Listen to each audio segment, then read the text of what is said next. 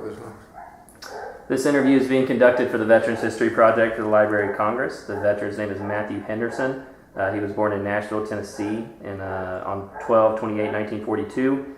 He was a captain in Vietnam. This is Will Hines, and I'm recording this interview, no relation. So Matt, thank you for taking the time to meet and talk. You're from Nashville originally, so I'd love to hear about your childhood growing up, early or mid to late 40s, and just would love to hear about your childhood. So I was born in Nashville. We, somewhere along the way, lived in Washington, D.C. for maybe a year, I'm not sure. What I remember probably earliest was living outside in Liverpool, New York, outside Syracuse, when my dad got his master's at the University of Syracuse. So he had to work and go to school, and it took 4 years. So we were in Liverpool from 47 to 51. So I remember, I remember the snow, I remember the snow drifts, I remember coming home for a baked potato for lunch every day. I remember getting my first bicycle, a salvage bike that my dad found in the creek that somebody had thrown away, and painted it up for me. So I remember all that. I remember learning how to ride a bike. What did your dad do? He was a mechanical engineer, and he had worked for the Navy, or been in the Navy, in an office job during the end of the Second World War, and then got his master's, and then he got a job offer at Redstone Arsenal in Huntsville, Alabama. So we moved in 1951 from Syracuse. Now I tell you, it's kind of interesting. The address was 417 3rd Street, Liverpool, New York. There was a street right beside it that ran down to the lake. I'm not sure I can remember the name of the lake. I would recognize it. And I took that address and put it in YouTube or whatever you do, Google or whatever. And don't look at you, okay.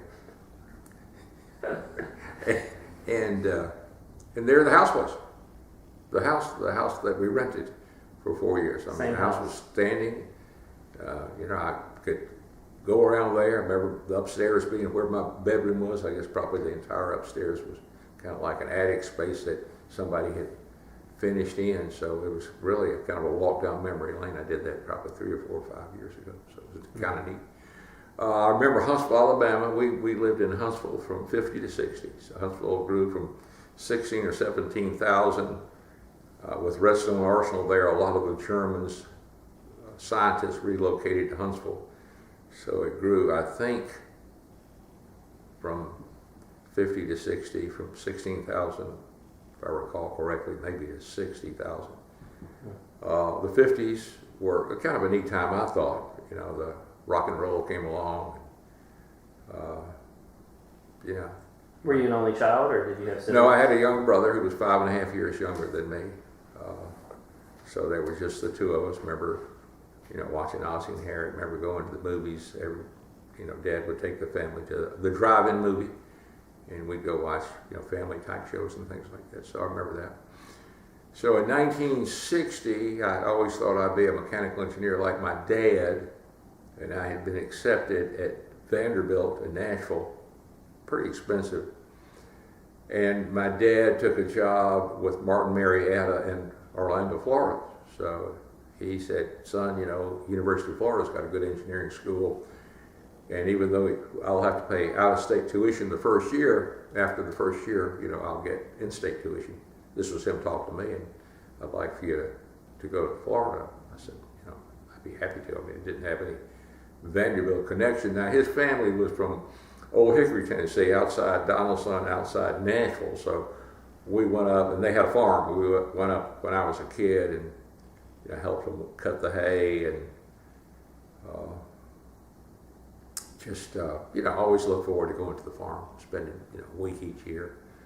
When we were in Huntsville, my aunt and uncle, my mom's sister, there were two of them, they lived in Taylorsville, North Carolina. So I've been to Taylorsville also. That's just 100 miles up the road maybe.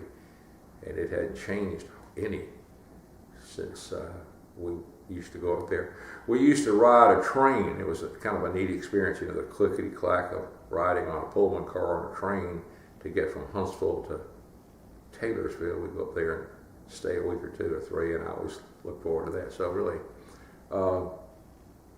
happy childhood. My dad was a mechanical engineer. Mechanical engineers, I've come to realize, often aren't Christians. Yeah, so probably an unfair generalization. And he could never say I love you. So I never recall my dad ever saying, son, I love you. Now I don't recall that I tried to say I love you, Dad. Maybe I did, maybe I didn't, maybe I just don't recall. But I feel like I love my dad and my mom. My mom, I kind of feel like they had a deal that when they got married or had me and then had my brother, that he wouldn't object to us going to church. He wouldn't object to going. I dropped off for Sunday school and they would go to church. We were at First Presbyterian Church in Huntsville, Alabama. And, so I feel like the deal was that even though he was not a Christian, and I thought he was at times. I remember he was really excited with the Dead Sea Scroll finding. He thought that was incredible. And I realized, one time he told me, he said, son, they have found fossils from sea creatures on the highest mountains, attesting to the flood.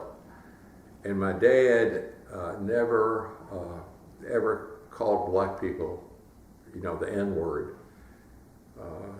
And he taught when he retired from Martin Marietta, he taught at University of Central Florida, UCF.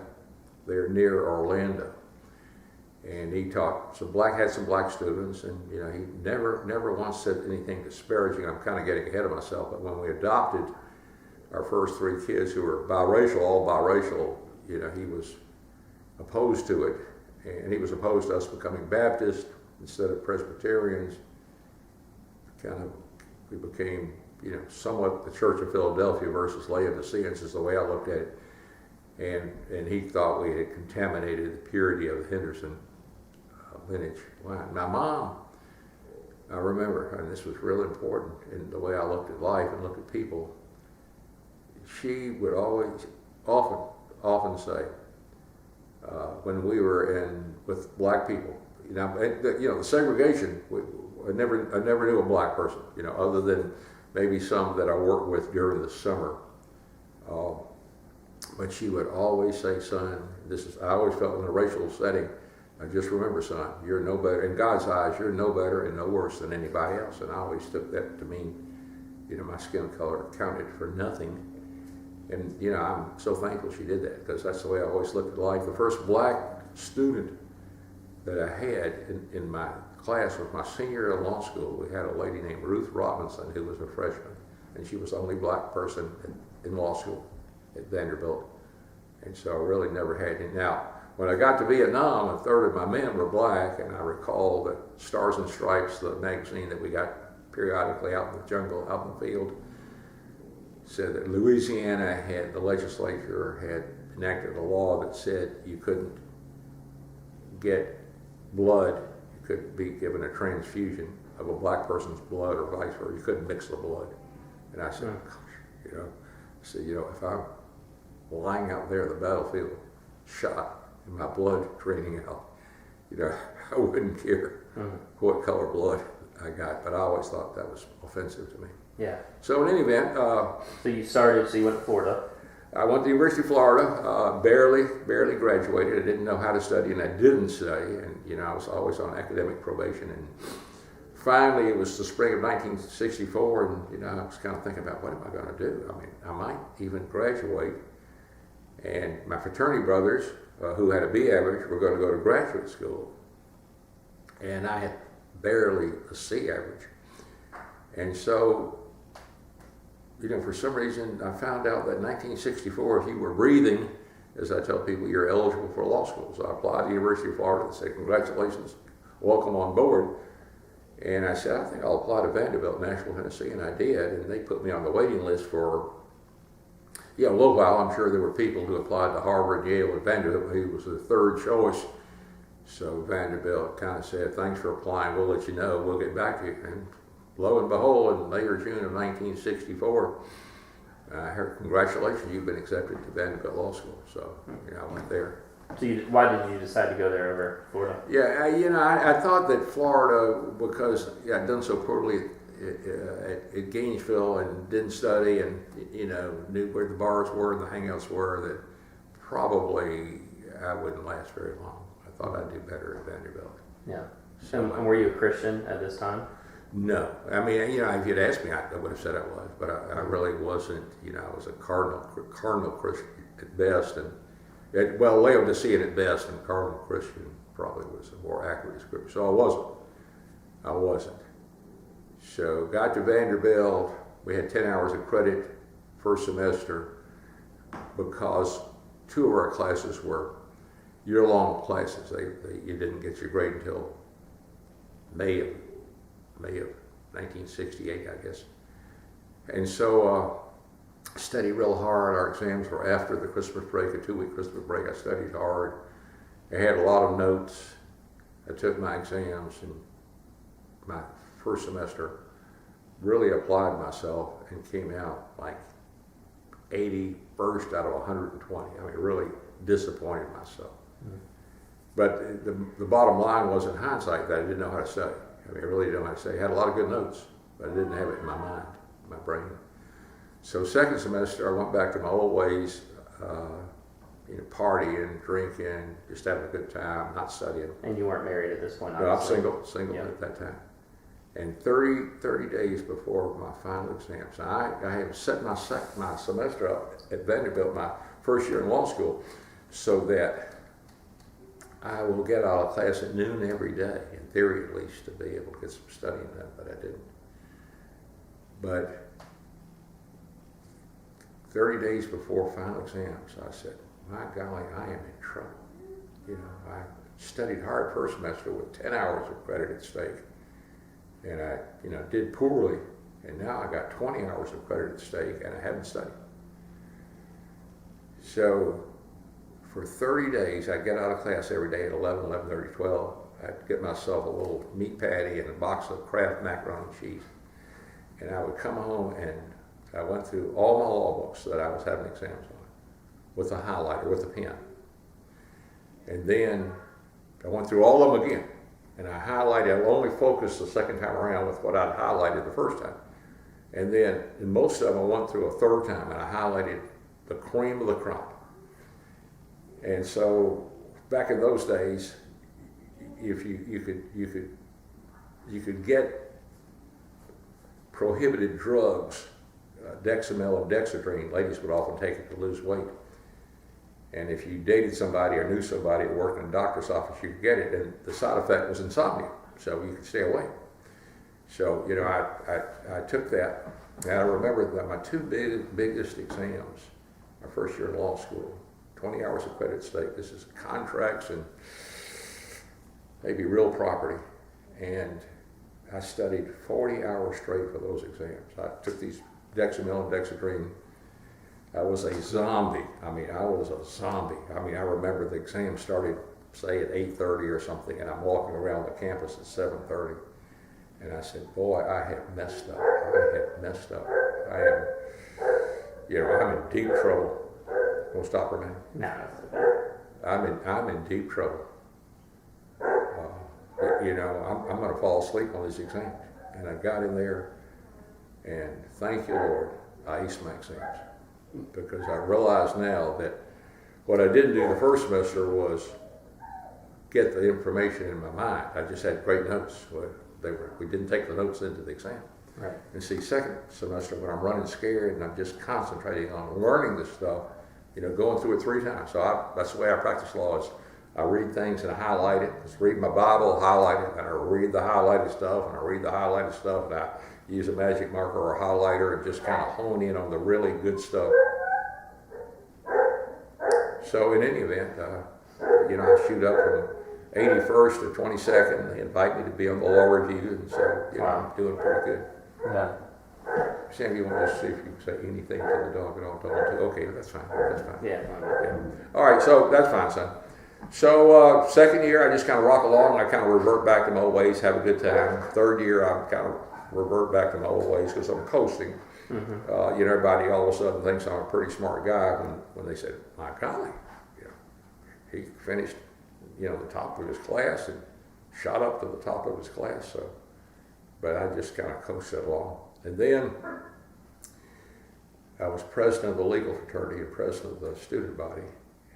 And you really felt like I was on the top of the world in the law review. And it was the fall and winter of 1966. Now, I was poor as a church mouse, didn't have any money. My parents had no longer able to support me financially. I worked part-time, and I just really was in trouble financially to finish law school. And you know, somehow I knew what was going on in Vietnam, and it just, you know, it really bothered me that we were losing. It seems to me it was 500 on average every month. It may have been more than that. Young men, innocent young men who were over there, many of whom I guess had been drafted. You know, I never kept up with being drafted or not being drafted, but just, so it just kind of got to me. At a fraternity party on November 1966, I met my wife of 55 years. I remembered her name, remembered which dormitory she was in. She was at a school across the street from Vanderbilt at Peabody College, Teachers College, and remembered her name, called her on Sunday. We had a study date. After 3 weeks, we talked about getting married. After 6 weeks, we set the date. 10 weeks to the day that we met, we got married. Wow. And really, it was obviously kind of a God thing because neither one of us were Christians, or if we were marginal, nominal Christians only. So 4 days before I got married, it was Tuesday. It was, you know, I don't think it was raining. I don't think it was snowing. It was natural. I'm sure it had to be somewhat chilly. You know, I came to the conclusion that if I didn't volunteer for the service before I got married, I probably wouldn't afterwards. And back in those days, as I recall the way it worked, if you were married and your wife was expecting, and of course I wasn't even married, let alone my wife expecting, you might be exempt from going into the service. So I really think that perhaps if you were married, you were exempt. You know, I knew there was a lottery out there someplace, but you got a deferment when you were in school, and so I'd never heard of the lottery or got any lottery numbers or anything else like that. But so it was 4 days, and I think the Marine Corps recruiting station was a block or a block and a half across the street from the law school. So I went over there and I volunteered for the Marine Corps and for the infantry and for Vietnam. And What made you choose the Marines? you know, I don't know. I thought they were the toughest. I mean, really, there was no other reason, no family connection. I just, you know, it wasn't a second choice. I mean, that was my only choice. I'm sure it was just kind of show I was a tough guy, and that was the toughest I thought. So I remember that the test that I had to take. So I'm sitting there with the recruiter, it's just him and me. My guess is he was perhaps a sergeant, but I'm not really sure. And so we were sitting there, and he said, "Now I need to, need to check you out here, give you a physical, whatever. Can you hear me?" And I said, "What'd you say?" He said, "Can you hear me?" I said, "Oh yeah." He said, "You passed." So that was the really tough test that I had to take in order to get into the Marine Corps. So, but I do remember this real well. I'm leaving his office. I've signed up.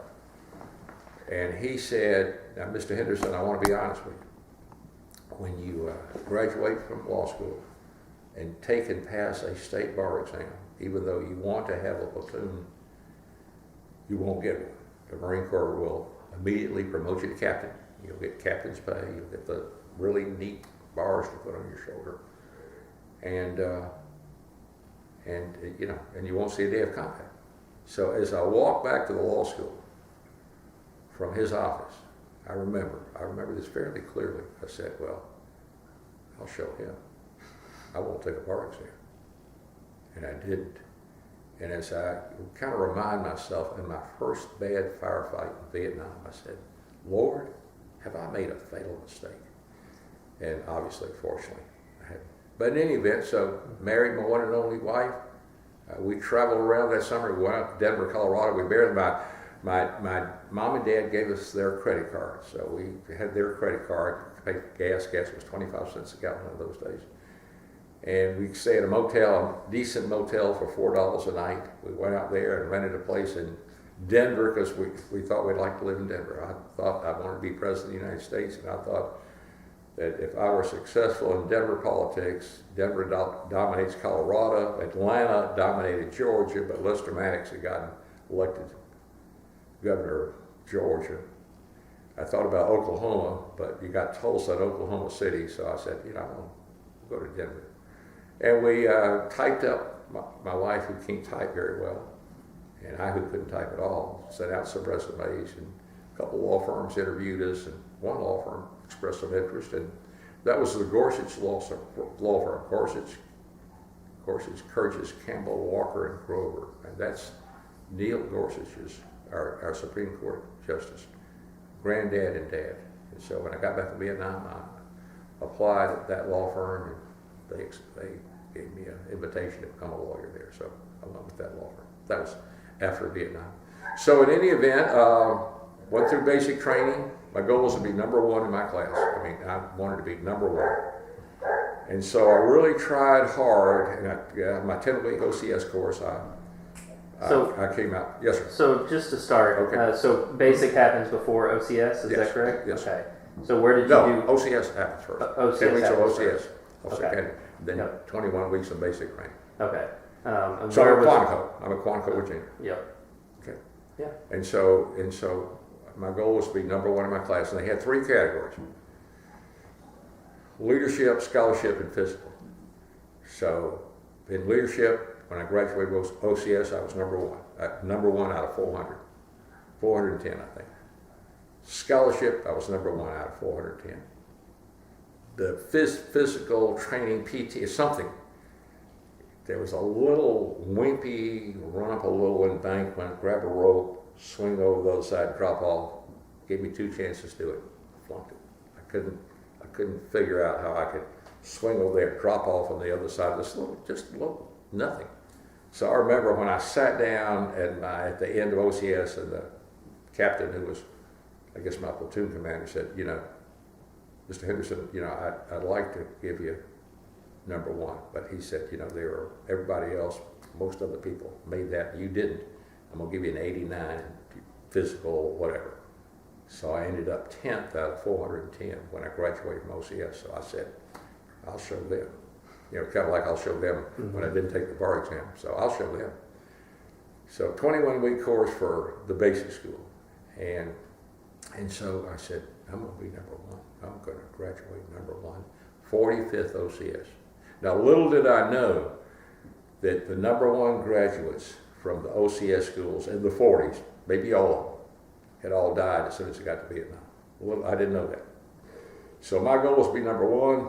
End of the 21-week course, I'm number one in scholarship. I stayed up all night to take the law part of the exam.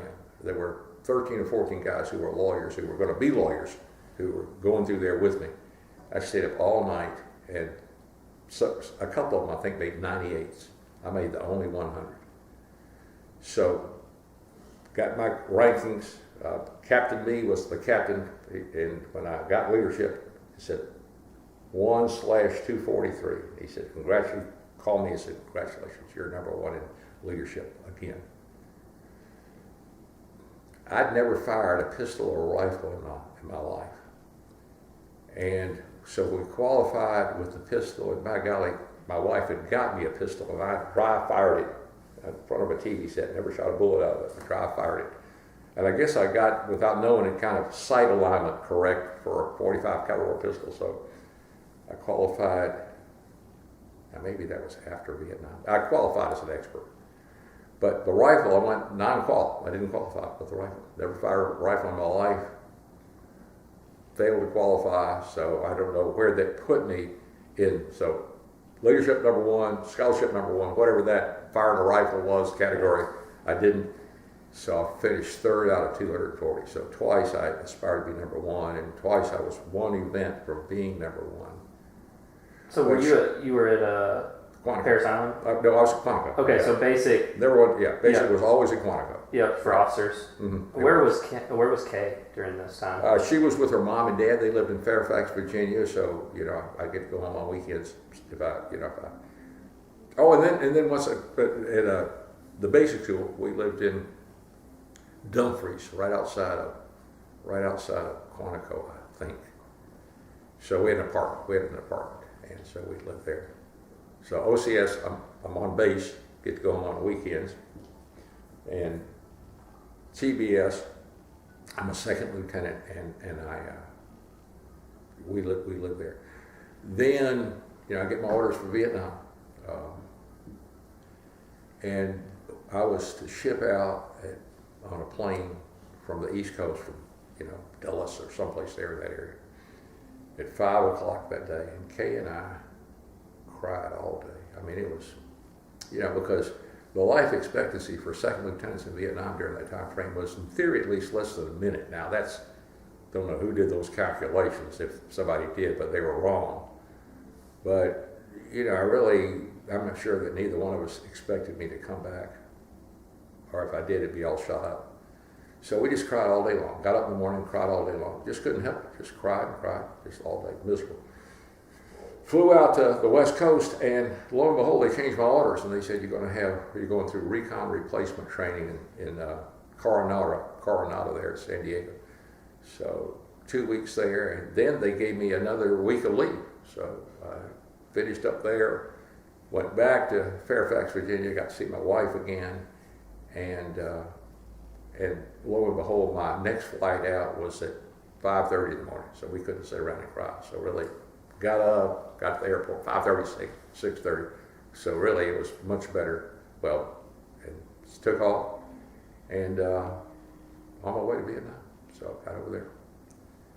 I remember, I guess the helicopter pilots who kind of flew you when you got there, kind of flew you maybe out to your duty station.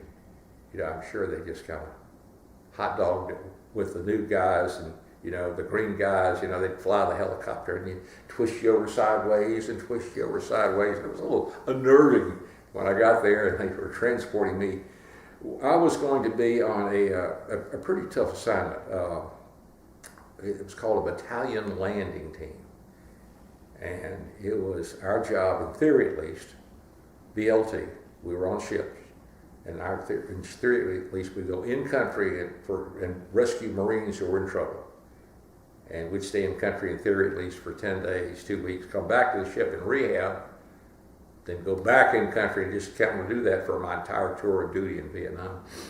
So I was on the ship there, boot green. Oh, if I wasn't, I kind of thought of myself like John Wayne. Normally officers would have a 45 only. I wanted a 45, a K-bar knife, an M16. I mean, if I didn't look the John Wayne part, nobody ever did. So you carried an M16? I did for first operation only.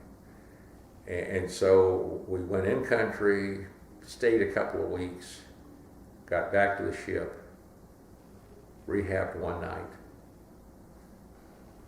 went back in country and never came out again. So the whole plan didn't work at all. We just went in country and never came back. So the first period where you went in country, what was it like? What was it first like landing on the ground? I mean, jungle atmosphere. What was it like meeting new?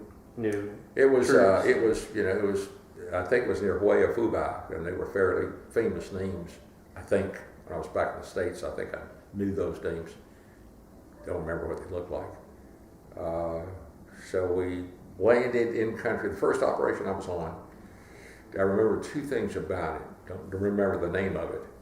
Met my men, and I liked my men, and they seemed to like me. So it was, we bonded. I mean, they're counting on me. I mean, they're counting on me not to make a bonehead decision and have them lose their life. And and I'm kind of thinking I'm a pretty sharp guy. I mean, I did well. That's my job. So in any event, two things I remember. One is first operation. We're taking some incoming fire. We are, I won't say surrounded, but there's enough incoming fire to realize the North Vietnamese are out there. And I'm right here facing outboard, and there's a bush here in front of me. And one of my men, I think it was Corporal Kapala from Hawaii, who subsequently died. And he said, "I'd be careful, Lieutenant, if I were you." And I said, "Why?" He said, "Because there's a bamboo pit viper staring you right there in the face. And by golly, I'm looking out here for the enemy, and I'm missing the fact that there is this small snake, but deadly, a foot or two from my face in this bush." I said, "Lord, what a way to start my tour of duty in Vietnam." So that was the first time you were under fire. Yes, that I recall. Was it adrenaline? What was the? I don't know. I had a job to do. I mean, I really, I guess at times I may have been somewhat scared.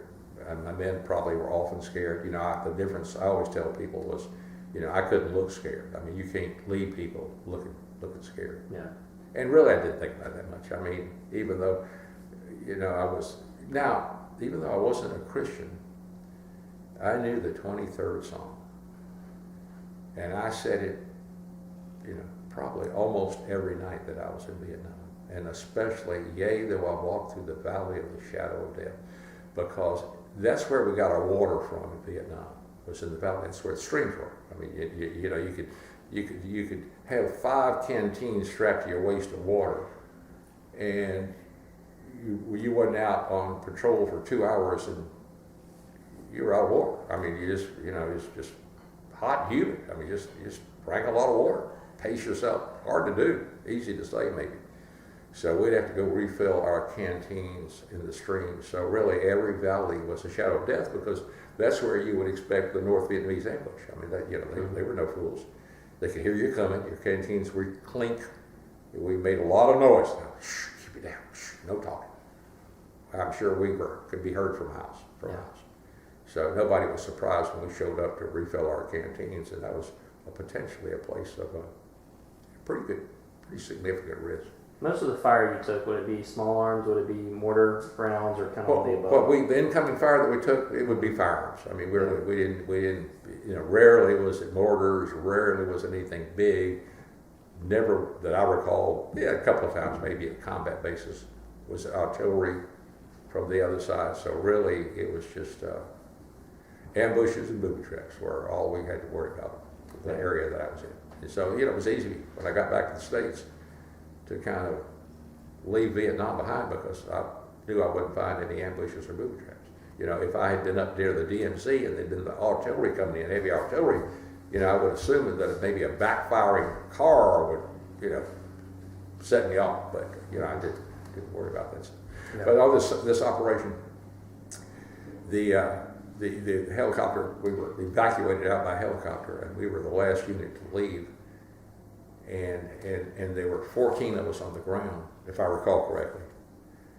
And the helicopter pilots came down, and we're taking in some incoming fire. Not a lot, but there's some bad guys out there in the jungle. And he said, "I got room for 12." Now there are 14 of us.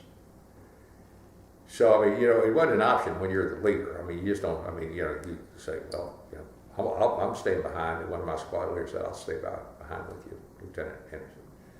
So, the 2 of us there, the helicopter pilot went up, maybe a couple hundred feet.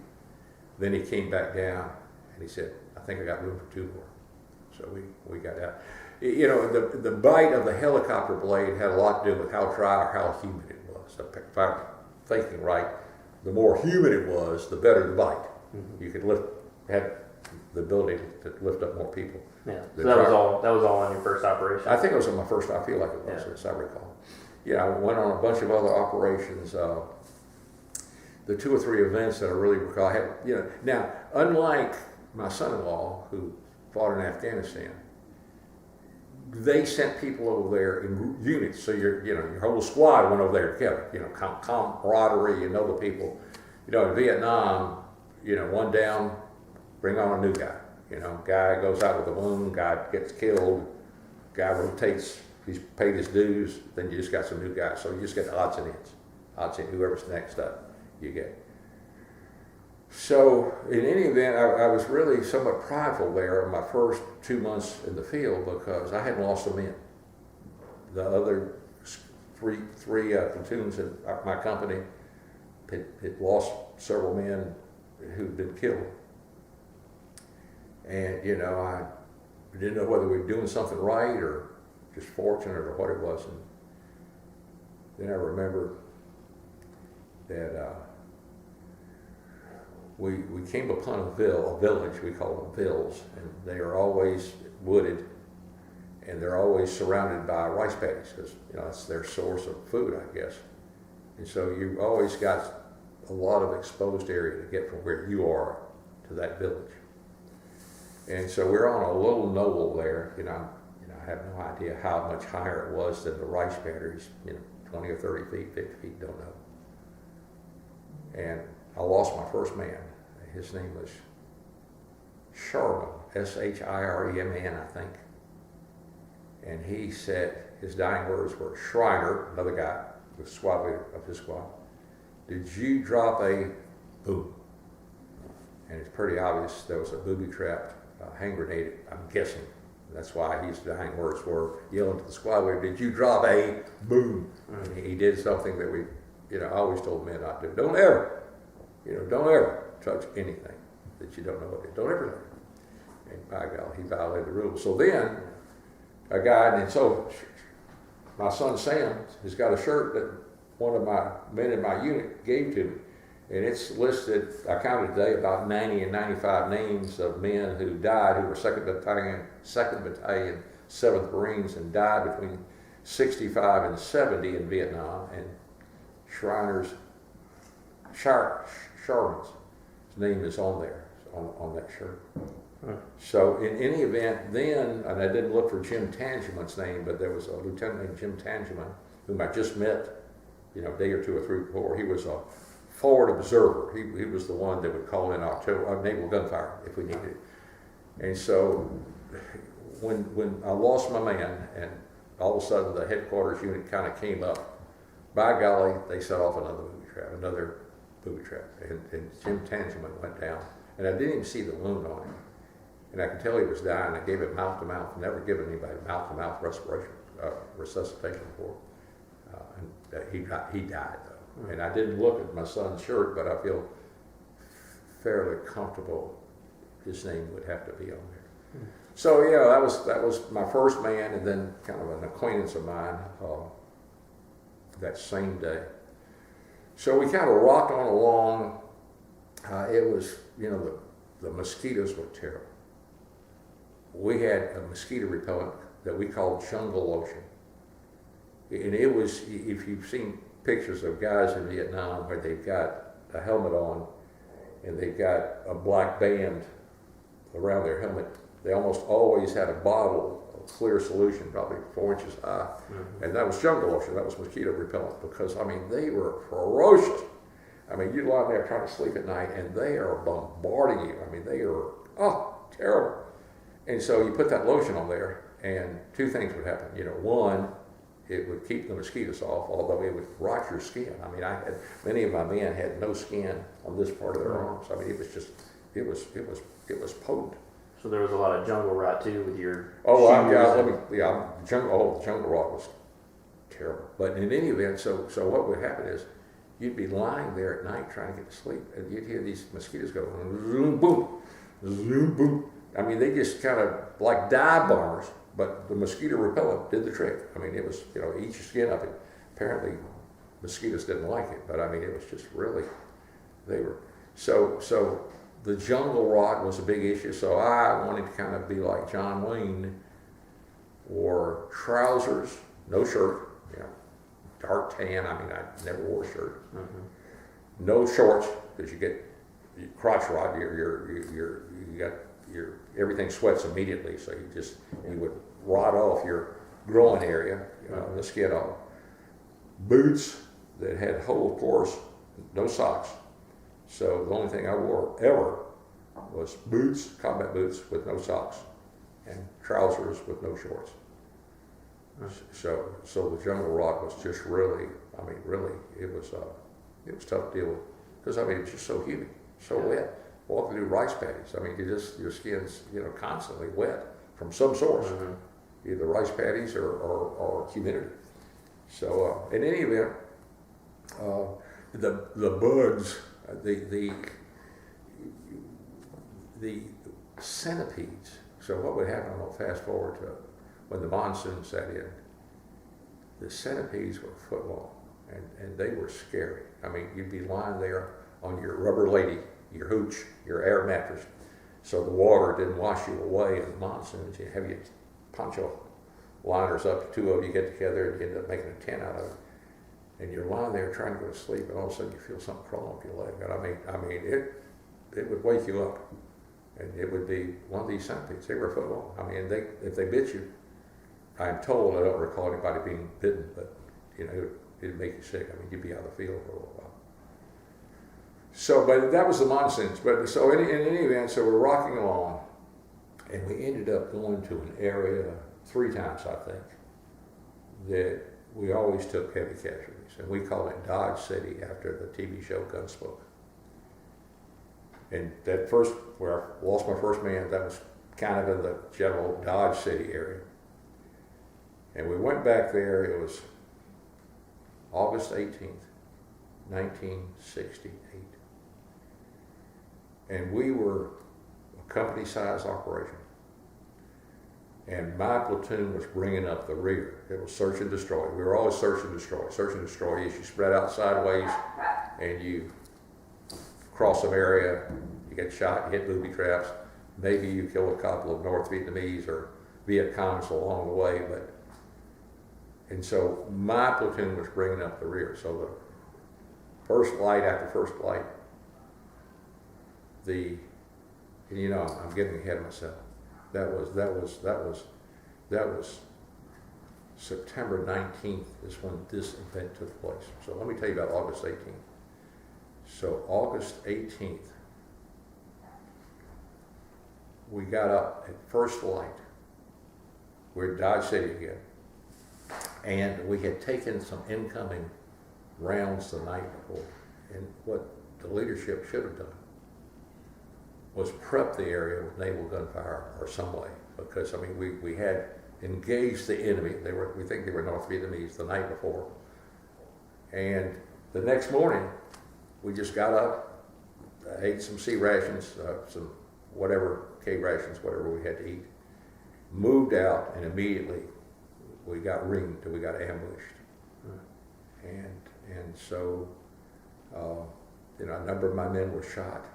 I remember Doc Stebner, the best men that I ever served with were the Navy corpsmen. They were incredible. They were, you know, they were Navy, they were not Marines. Their job was to save our lives. They carried a pistol for defensive purposes only. They were always stepping on booby traps and walking into ambushes. I mean, because they were trying to save one of the men. So what would happen would be you're going down the trail. Now you notice that keep spread out. Don't go down the trail. Don't group up. Don't bunch up. Well, by golly, it was impossible. The undergrowth was so thick. You had to go down the trail. That wasn't any option. You know, we could get out there and pull out our machetes and try to cut our way through the jungle, and we could probably go 10 feet in an hour. And you know, you've rotated your men around, everybody's tired. You just couldn't do it. You couldn't get from point A to point B. So you have to go down the trail and just kind of watch your step. So we did that.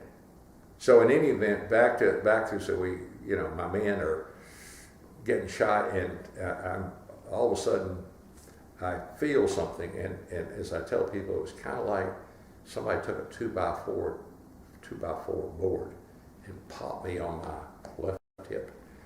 And you know, I know what shock is, because you know, I said to myself, I've been hit. And I looked down and I didn't see anything. And then I saw that my men some of them shot up. And so I went to give them assistance, and later when I looked down at my hip, I saw that I had a slit through my side, and it was just, you know, flesh wound. But in any event, it got me out of the field for 2 weeks because they were afraid that it would get infected. I crawled around in the rice paddies. One of my men that looked me up since I've gotten here to Spartanburg said, "Lieutenant Henderson, do you remember the last time you saw me?" And I said, "No, I don't." And he said, we'd both been shot, and you picked me up and carried me to the helicopter, and you said, everything's going to be okay. Now, he got shot, and I got flesh wound. Yeah. But when I got when I got to getting my wound cleaned up in the hospital, they debrided it, it's kind of get rid of the dead skin with, I think, sandpaper. And the wound hurt not at all. The treatment was a killer. I mean, it was painful. It was painful. So, going back to the ambush, so what happens? I mean, was there a booby trap that sprung the ambush, or did no? There were North Vietnamese. Just North Vietnamese raise up. What they did was they probably, I'm guessing, backed up the night before, and then in first light or before first light, moved back up so as to engage us. Yeah. Just when we got started, and I mean, we hadn't, it probably wasn't a minute after we moved. All right, move out. Bang, bang, bang, bang, bang, bang, bang. Like, all heck broke loose. And were you? What was your first reaction? Would it be calling artillery? Would it be if you had artillery? It was try to save my men. I mean, really. I mean, you're calling in artillery. You're going to call them in on yourself, and really, probably not much other than trying to make sure I got as many of my wounded still alive men. And I don't know that there were that many. I remember Doc Stebner, because he crawled along with holding his guts in his hand. I remember that. I mean, that something like that will stick with you. I remember some of my, and I don't remember of any of my men getting killed that day, although some may have. It's just I don't remember. Yeah. Went back, like I say, went to Da Nang, stayed in the hospital for 2 weeks.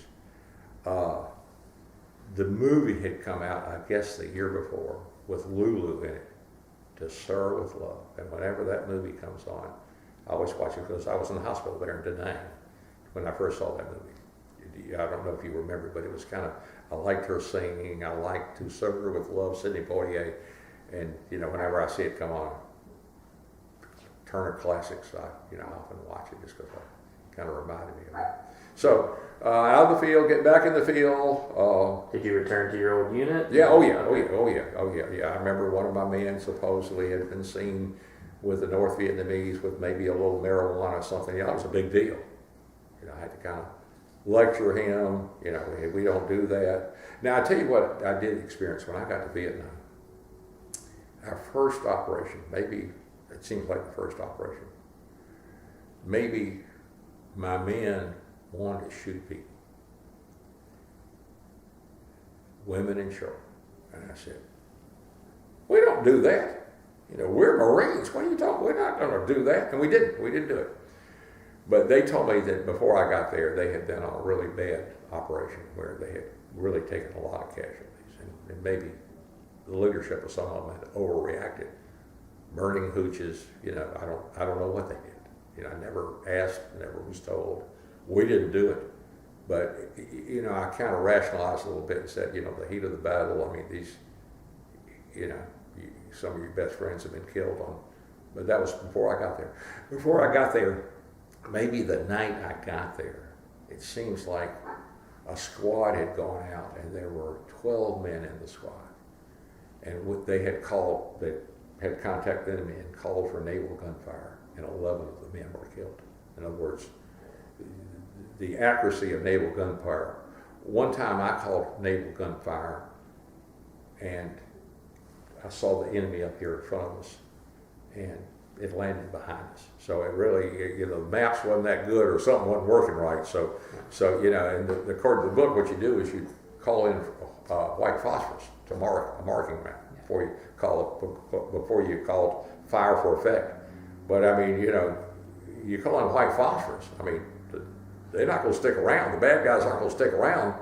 Say, oh, well, here, look, there's white phosphorus. I wonder when the fire for effect will come. I mean, they're going to be long gone. I mean, if you want to get somebody, you can't use a Willie Peter white phosphorus. Yeah. You got to call the fire for effect and hope and pray that you know where you are and you know where they are. Mm-hmm. We rarely did. Did you interact a lot with the civilians, local population? Rarely. We'd see them rarely. I mean, really, early on in my Vietnam experience, one of my men said, Lieutenant Henderson, they talk about objectives and goals and missions. But he said, I kind of see my job is to try to keep my men alive. And, I said, he's absolutely right. So really, my focus then was to try to make sure that I didn't make a bonehead move and cost one of my men their lives. Did you interact with South Vietnamese soldiers? Did you have local guides or anything, or were you just We were on on your own? Yeah, we were on our own. We really never did. We knew the rocks, the the South Korean forces, Republic of Korea, I guess, rocks. I guess that's, they were pretty brutal. I mean, if they did an interrogation, I didn't see any, but I heard tell. I mean, they were abusive. I mean, they took no prisoners. So you were only in the hospital. I'm sorry to keep interrupting, but you were only in the hospital for 2 weeks, and you recovered enough. And I really wouldn't have been there. They'd have treated me and released me, but for the fact that they had to do maybe a dozen or more stitches to sew this horizontal, lengthy, barely a flesh wound, and so the doctors were concerned that when I returned to the field, it would tear open again. So, otherwise I wouldn't have been there 2 weeks. Now, one of my men whose name's on Sam's shirt was Lance Corporal Moriarty, and he was in the hospital with me. And we made a call to his parents and told them he was coming back to the States. He'd gotten a head wound and that he was going to be okay. And he was supposed to ship out to Japan or someplace the next morning. And that night I remember hearing some screaming.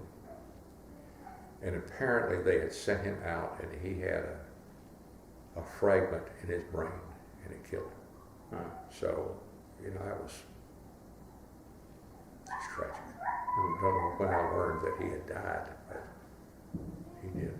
Yeah. So, in any event, now my man and I ended up with a fairly strong bond with. I mean, even though they come and go, and maybe one of them I'd be with for a week before, maybe he got wounded, or and maybe 2 or 3 months. I mean, I doubt that I served with any of my men for more than 2 or 3 or 4 months. I doubt. I was only in the field for 6 months. After 6 months, well, let me tell you about September 19th. So I got back in the field. Mm-hmm. One of my men, it was his second tour of duty. He was from Denver, Colorado. He was a Hispanic gentleman, Joseph Paul Lopez, and he had been wounded before, he told me. And he was kind of gung-ho. He was kind of, your classic crazy as heck Marine and a good guy, and I liked him.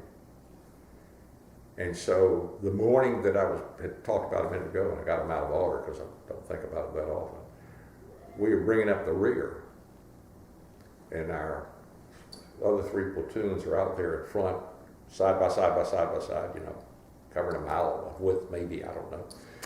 And we wait, give them kind of a head start, and of course we have a rear unit to make sure that nobody sneaks in behind us and shoots us from the rear. So we move out, and all of a sudden, a North Vietnamese comes out of a spotter trap with an AK-47, and I'm guessing that he thought it was safe to come out, that he heard the primary unit move off, and we're just kind of sitting back here giving them a 10-minute head start or so. And so Corporal Lopez saw him before I did, took a hand grenade, threw it in the hole, killed the man, captured his AK-47 rifle, yelled to me to get down, pushed my radio operator down. It may have saved both of our lives, because I don't know that I saw this North Vietnamese until Corporal Lopez acted as he did, fragged the hole. So a couple hours later, I guess, you don't have a watch, you got no idea what time it is. It was hot. And we're in the General Dodge City area again, I think. And all heck breaks loose. Oh, terrible. And we get up there, and Corporal Lopez gets shot in the head. And it seems to me, somewhere along the way I see the wound, and it seems to me it hit him in the center of his forehead roughly. And the bullet seemed to lodge above his ear. And for some reason, I kind of felt like he might still be alive. So the gunfire is terrible. I mean, there's just a really pop, pop, pop, pop, pop, pop, pop, pop, pop. I mean, just really flying everywhere, like flies flying around. And, you know, he may have saved my life in the morning. That's the way I kind of looked at it. And nobody was going to get him, and I wasn't going to send anybody out to get him. So I went out to get him. So I went out there, and I don't know how far I had to crawl and go. And I got to him, and I put him up on my shoulders and carried him back to the rear. And, you know, it was, I mean, there were bullets flying around. Yeah. And I got him back to the rear, left him for treatment.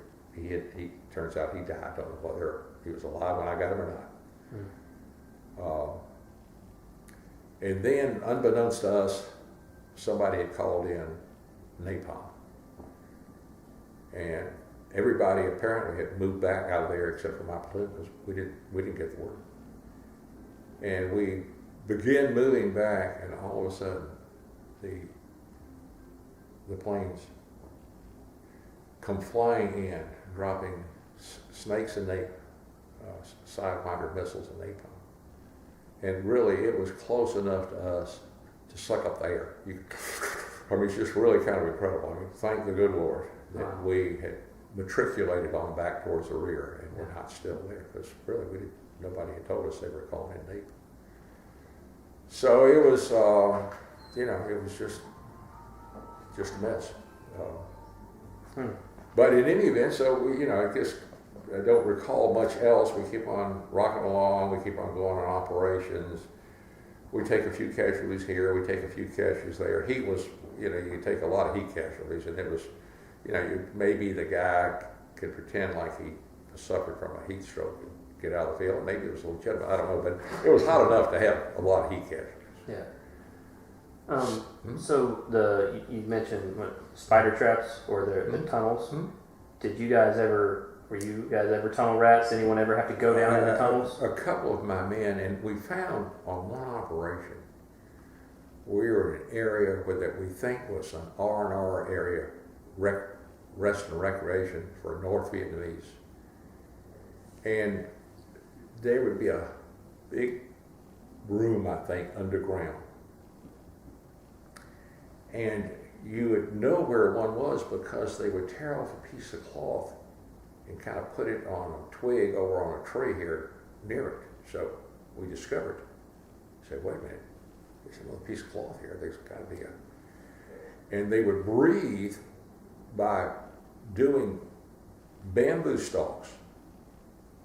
You know, I want to say at the four corners of the room they dug out, but I could be wrong. And they would hide them under prickly pear wool things, I think. And so once you broke the code, you knew where they were hiding, and you could shoot down the bamboo. I mean, I think we inflicted some injuries, deaths, or whatever. But you know, we found out where they were. Maybe through a hand grenade. I can't remember what we did. But in any event, we discovered kind of their R&R system. Yeah. Did you ever have any soldiers go into the tunnels? Rarely, I would think. I mean, I wouldn't want to go in, and I really wouldn't want to order one of my men to go in. And I don't know that we came upon tunnels but you know, this North Vietnamese that Corporal Lopez fragged the hole, I mean, he definitely came out of a spider trap. I mean, you know, I guess it was just a little hole. I had to go over and examine it. But he definitely came up out of there with his AK-47 right now. Any questions? Well, let me take you the last little bit. So here's what happens. It is November, and I'm thinking it's going to be kind of interesting. I think I'm coming out of the field about November 22nd, 1968. My son Sam's birthday is November 22nd. Not 1968, obviously, 2007. And we're on the ship, and we're getting ready to go. Monsoons have set in. The monsoons have set in. Oh, my golly. We go out on an operation, we hike up into the mountains, and all of a sudden the monsoon set in, and it doesn't quit raining, it seems like, for days and days. And it's cold and wet. You are miserable. I mean, you can't get dry. It's raining. And the valley, which used to have just little streams meandering out around it when you come in on a helicopter, looks like a giant lake. It looks like the whole area is a huge lake. So we hiked in, but now we can't get out. We're up in the mountains, it's heavily wooded. The monsoons have set in. The centipedes, seems like they're everywhere. It's cold, it's miserable. Now, the good news is we're not getting shot and we're not moving around much. This is not much to go. So finally we find a landing zone and we get extracted and we're back on the ship. And we're getting ready to go on another operation in Dodge City. And my men are scared, and I'm scared. I mean, Dodge City is just historically a terrible area for us. And the battalion commander, Lieutenant Colonel Nelson, says, Mr. Henderson, he calls me into his office. This is on the ship. And we, by the way, we did do some landing operations from the ship. It was kind of neat. I mean, amphibious landings, it wasn't taking incoming fire. But in any event, he says, Lieutenant Henderson, of course, he knew that I was a law school graduate. He said, the battalion legal officer is we'll take you back to the States, and I'm going to bring you in out of the field and have you serve as battalion legal officer. So now this is a day or two before we're going to go on this operation in Dodge City. And I really don't feel good about it because, my men are counting on me. I mean, by that time, I'm the lieutenant. I mean, I think they like me and trust me. They think I know what I'm doing. So, now did I beg with or say, Colonel Nelson, could I wait until after this? I didn't. I didn't do that. But I rationalized, I guess, and I said to myself, this has got to be a safe operation because the monsoons have set in. You can't have booby traps in monsoons. And I didn't think you could have ambushes in monsoons. I mean, it's flooded. It's flooded. I mean, what can you do? Swim around. So I went back and told my men. And I remember two of my men were named Miller. One was a guy who come back from R&R in Hawaii and found out that his wife was pregnant. And one was a Navy Corps. Both of them named Miller. They're on the ship. And, I'm back there kind of in where their area is. And I said, look, man, it's going to be safe this time, I think. Monsoons have set in. Can't be trouble. I won't be with you. And so they got a new lieutenant, Boot Green. But the guy that really takes my place is Staff Sergeant McCumber, my staff sergeant. He is Hispanic. I'm guessing in his early 30s, I could be wrong. Married, I believe, maybe from Texas, maybe have a couple of kids, I don't really know. And so they go on the operation. I take over as battalion legal officer. I have my first court-martial on ship. I walk out, I supervise the court-martial. I walk out of the room there on the ship, and I see a stack. First thing I see is a stack of used combat boots. And that always means the guys that used to own them don't need them anymore. And the first name I see on there is McCumber. So I go down to sick bay, and I talk to my man. There's one of my favorite guys, Corporal Haywood. He was served with me for a long time. He was one of my squad leaders. And Staff Sergeant McCumber has been shot badly. I thought he died that day, but I went back later and found out that he lived for another 3 or 4 days before he died. But so there's the guy taking my place doing my job who was dead. And Corporal Haywood said, Lieutenant Henderson, he said, I'm glad you wasn't with us. Because if you had been, you'd be dead. Because my theory of leadership was that I wouldn't be on the point, because the point guy has to know what he's doing, and I'm not sure that I would have or did. And you can't lead very well when you're the number one guy out there in front. You got 40 people behind you. But I'd always be the third or fourth guy back because I knew that the first guy might step over the booby trap, and the second guy might. And it might be the third or fourth guy who says something. So, I mean, I was, my point men were at risk, maybe as the point men when they were on point. With 30 men in the unit, you wouldn't be on point, but once every couple of weeks maybe. But if I was always fourth or fifth guy back in the line, the men knew that I was taking a risk, and I was at risk every single operation we went on. And you can't lead from the rear. I mean, you can't leave from the rear. I mean, you got to be up there where you know what's going on. Yeah. So in any event, that's what I tried to. So the guy that took my place was dead. Within a week out of my coming in off the field, and had been shot within a day or two of my coming out of the field.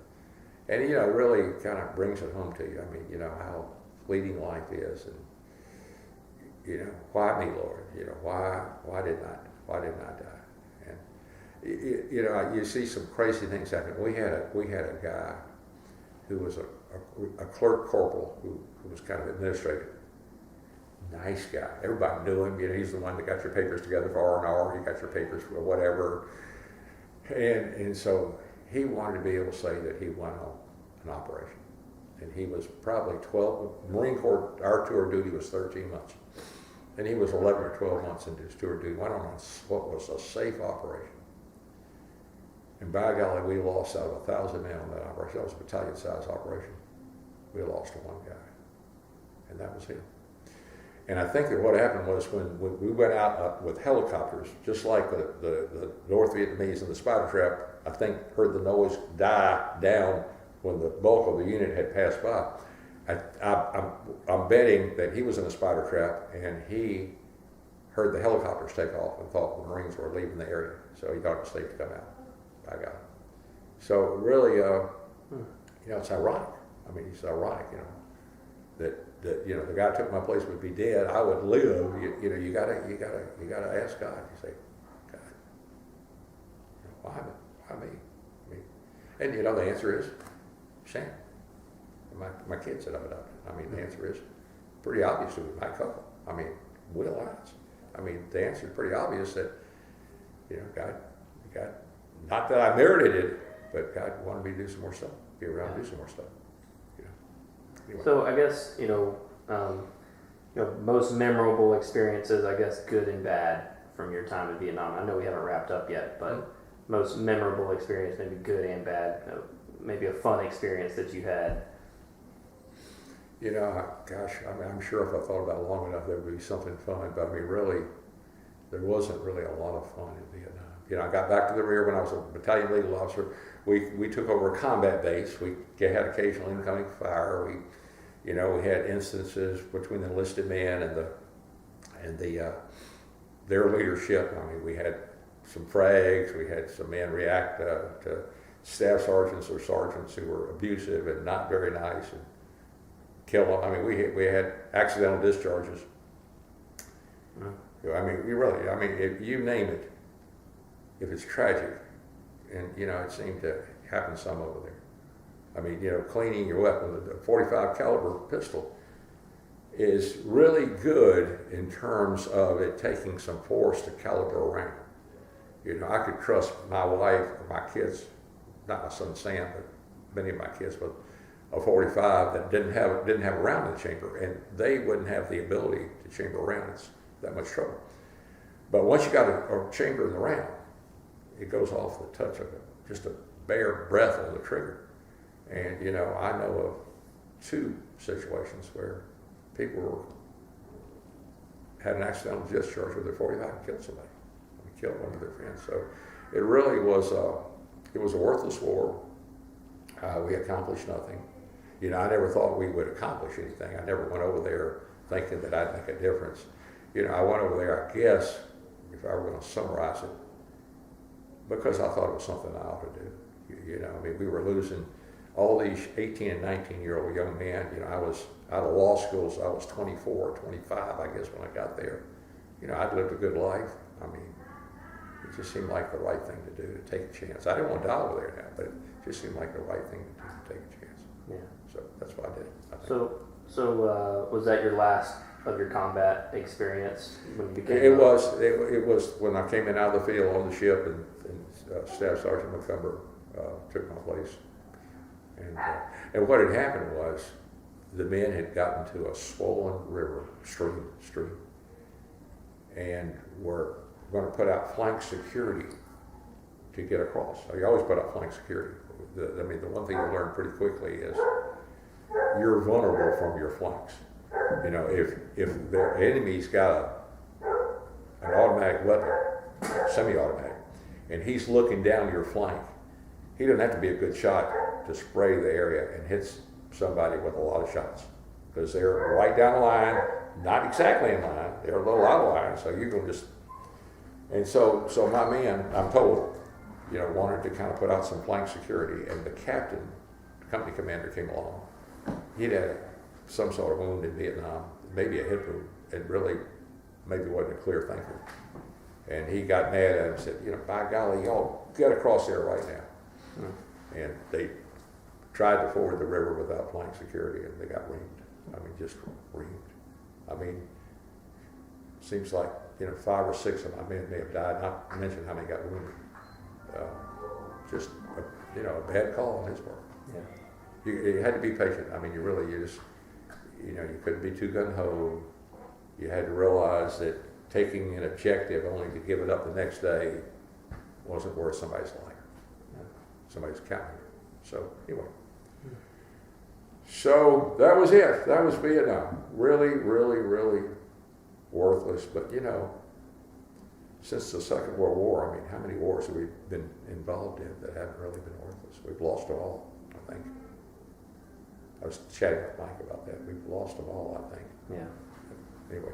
All right. Well, so what else? I'm sorry. I know I'm running over. Do you have any questions or anything? I'm just thinking through, Matt, something on that day when Lopez died. It seems like there was a story, maybe, and while asking that was, kind of the worst moment. But it seemed like you had talked about maybe that wasn't the same day of losing a number of men in the platoon. Was that same day when Lopez died? Okay, I just didn't know if there's something more to that. So it wasn't when you. So your wound was before Lopez. My wound, yeah, I got wounded. I got my dates mixed up earlier. August 18th, out of the field, came back to the field September 3rd. September 19th is when Corporal Lopez died. And, like I said, my man wrote me up for a Silver Star. I mean, how does that merit a Silver Star for repaying a debt? Guys perhaps had been responsible for my living earlier in the day when he fragged the hole, yelled for me to get down, and it was kind of just repaying a debt. So, the company commander who did get a Silver Star probably didn't deserve his either. So he downsized my men's recommendation for a Silver Star to a Bronze Star with a combat pay, which was fine. I mean, I really don't think I deserved it, probably. I mean, just trying to save somebody's life. Yeah. It's not that meritorious. So, I lost my train of thought. Oh yeah, you mentioned earlier, not struggling to get acclimated back in the United States. I did. I mean, really, I was good to go. Did you struggle with nightmares, anything from combat? Really, maybe when you're as superficial as I probably am, but I mean, really, I was happy to get back. Left behind a wonderful wife. She was still my wonderful wife when I got back. Yeah. We ended up in Southern California. Josh came along, our first child.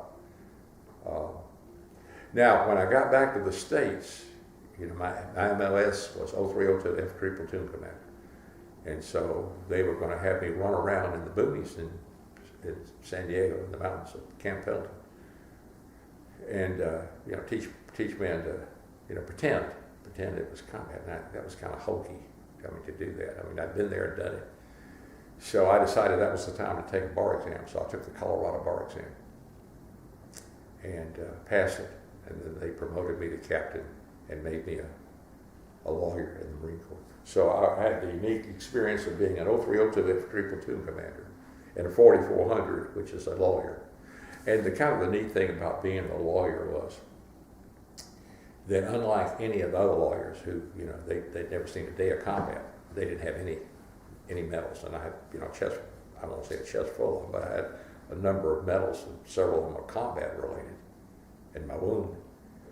So when I represented young men before a judge or a 3-panel judge, the men said, when I spoke, it carried a little weight. I mean, because, these guys were captains or majors, and, they saw my ribbons,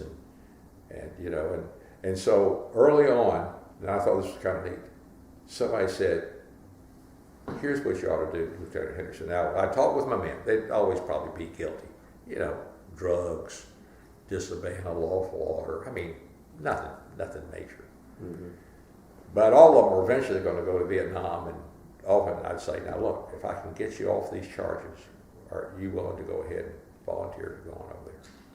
And, I think often they would say yes. I mean, they planned on going anyway. Mm-hmm. So somebody told me, they said, when you quiz the panel, say, something like this. So you say, Captain, Major, are you proud to be American? Well, I mean, you're not going to find a Marine officer who isn't darn proud to be American. And I would say, as a proud American, do you believe in our Constitution? And by golly, you better believe it. And do you acknowledge that our Constitution gives a man a right to remain silent, to not testify and incriminate himself? By golly, I do. See, then what happened is the charges would come along. You wouldn't have your guy testify. You wouldn't get him up there because in cross-examination, he just remained silent. And I'd indicate somewhere along the way that indicated he was ready to go serve his country in Vietnam. Charges dismissed. So really, I mean, it was kind of a little game you played, but I mean, these guys, they're risking their life, and a lot of them are giving their lives. So yeah. Did you face much discrimination coming back home? I'm sorry. Did you face much discrimination? My wife tells me it's kind of when you're. I always tell people, the dumber the sheep, the more important the shepherd. And so I'm so glad that God's my shepherd, because he knew he had a real dumb sheep to deal with. But Kay tells me that when she met me at the airport, I guess I flew into Travis Air Force Base, and then I flew to Dulles or whatever other airports are there at Washington, and met my wife, and she said that some guy came up and spit in my face. Second person I saw after my wife. Now I don't recall it. I mean, really, I don't recall it. Yeah. But I think there was probably some animosity, probably a lot. But who's right? I mean, maybe I took the easy way out and go volunteering and going over there, even though my fellow classmates in law school all said I was crazy. But the people that fled the United States because they thought it was a worthless war, maybe they had more guts than I did, because they were resented in some circles for being cowards, and they just were opposed to fighting a worthless war, killing innocent people. I mean, who's right? I don't know that anybody's really right in a situation like that. Yeah. But I don't necessarily think that I was. I think that, I feel like I probably did what I felt like I needed to do. Now, once again, it didn't accomplish anything. Some of my men got killed. I guess there are no winners in war. Somebody probably once said, or they should have if they didn't. And that was definitely a no winner war. I mean, I think I went over there, now that I think about it, I think that I saw that there were maybe 3 million Catholics, Christians I considered them at the time, who lived in South Vietnam. And maybe I was trying to, I thought perhaps protect them or defend them or something. I think maybe I kind of think of that now, that was kind of floating through my mind, that was one of the reasons I went over there and volunteered. Yeah. So I guess just wrapping things up, is there any big picture things that you just want to share, maybe even for your kids, grandkids, just what you've learned either in Vietnam in your life, and just kind of a short message? Well, the only thing that I can say is I surely am glad I wasn't killed because I wasn't a Christian. Now I am. Now I know I'm a sinner saved only by grace and blood, and darn thankful for the grace and the blood. Thank you, Lord. Mm-hmm. So really, I mean, had I died over there, had I gone on that operation and it been me that was killed rather than Sergeant McCumber, I would be anguishing in hell as we speak, I'm convinced. And I mean, Mike Huckle, I mentioned Mike, and my other family members, kids and in-laws. I mean, thank you, Lord. Thank you. My son Jacob and my daughter Kaylee. I mean, God sent me them, allowed me to be their dad. They've been challenging, but I'm still their dad. God probably said, Matt, you talk about challenging. You were really a challenge. And but thank you, Lord. Thank you for letting me be Sam's dad. I mean, who would think that a guy 79 years old could have an awesome son who wants to be a Marine and who is 14 years old? And, just really incredible. Thank you, Lord. Yeah. So in any event, thank you, Will. Thank you very much. Thank you, Matt. Well, you're welcome. You're welcome. I mean, really.